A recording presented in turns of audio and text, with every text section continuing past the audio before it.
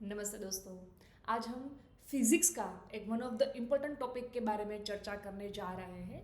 हम आज फिजिक्स की दो इम्पोर्टेंट डिवाइस, जिसमें से एक है वर्नियर कैलिपर जिसकी चर्चा हम कर चुके हैं, दूसरा है माइक्रोमीटर स्क्रू गेज।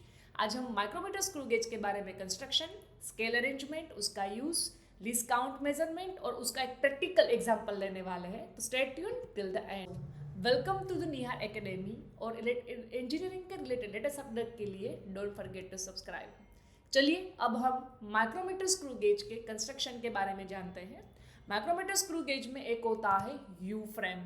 जो यू फ्रेम है उसको स्टेनलेस स्टील में से मैन्युफैक्चर किया जाता है। यू फ्रेम की जो लेफ्ट साइड है उसको हम बोलते हैं एनविल और उसकी जो राइट साइड है उसको हम बोलते हैं स्पिंडल। एनविल है वो fix, it can not move, but spindle है वो मूवेबल है, वो आगे पीछे हो सकता है। और जो कोई भी चीज़ की डायामीटर, थिकनेस, वॉटेवर जो हमें मेजर करना है उसको हम anvil as well as spindle के बीच में रखते हैं।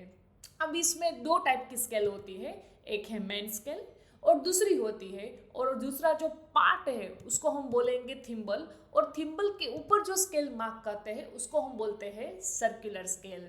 बाद में जो नेक्स्ट आता है वो है नर्लिंग, जहाँ से हम माइक्रोमीटर स्क्रू को पकड़ते हैं, और लास्ट में है रेचेट। रेचेट की हेल्प की मदद से हम स्पिंडल को आगे पीछे करके आपका हमारा ऑब्जेक्ट है उसको हम एनविल और स्पिंडल के बीच में एडजस्ट कर सकते हैं।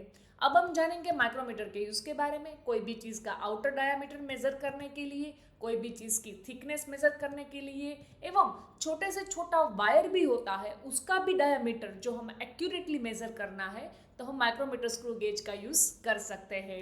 अब हम जानेंगे one of the important term, वो है पिच।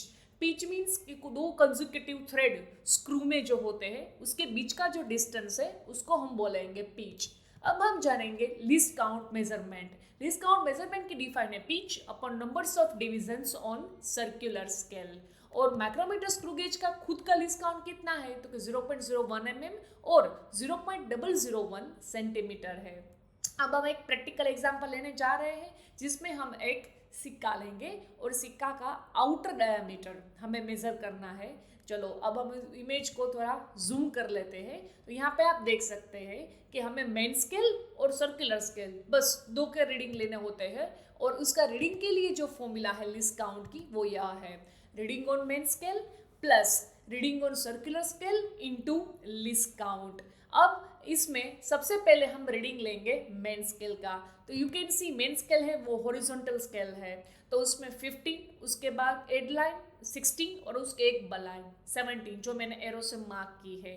सो मेन स्केल का जो रीडिंग हुआ अपर की साइड में वो है 17, और नीचे एक लाइन दिख रही है जिसकी वैल्यू होती है, एक लाइन की वैल्यू होती है 0.5।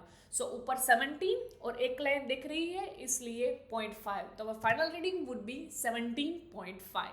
अब हम रीडिंग लेंगे सर्कुलर स्केल का।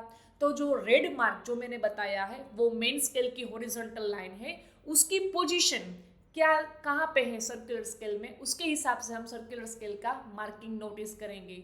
तो आप देख सकते हैं एक है 45 जो तो हमें दिखता ही है, उसकी बाद की लाइन 46, उसकी बाद की लाइन 47, और हमारा रेड मार्क है 47 से स्लाइटली ऊपर है, but we will go with 47। जो लोअर रीडिंग है वही ऑफिशियली फाइनल माना जाएगा। तो अब हम वैल्यू लिखें तो रीडिंग ऑन मेन स्केल 47 और हमारा लिस्ट काउंट है इसका वो 0.01 जो अगली स्लाइड में दिखाया है। तो our final reading would be 17.5 plus 0.47. So final answer is 17.97 mm. Thank you for the watching and don't forget to subscribe our channel, right, for the latest update on the engineering.